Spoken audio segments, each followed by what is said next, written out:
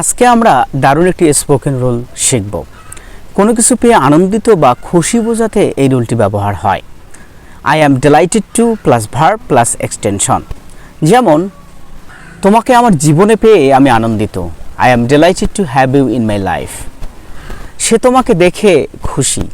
He is delighted to see. তারা এই বইটি পড়ে আনন্দিত। They are delighted to read this book. সেই চাকরিটা পেয়ে আনন্দিত। He is delighted to get this job. সে তোমার চিঠি পেয়ে আনন্দিত। He is delighted to have your letter. তোমার রান্না খেয়ে আমি আনন্দিত। I am delighted to eat your cook. বিশ্ববিদ্যালয়ের সুযোগ পেয়ে তারা আনন্দিত। They are delighted to get a chance in university. এই ম্যাচটা জিতে খেলোয়াড়রা আনন্দিত। Players are delighted to win the match. আমি উপহারটা পেয়ে আনন্দিত। I am delighted to have this gift. তোমার সাথে সাক্ষাৎ করে আমি আনন্দিত। I am delighted to meet you. আমি ঢাকায় যেতে পেরে আনন্দিত। এটার ইংরেজি কী হবে?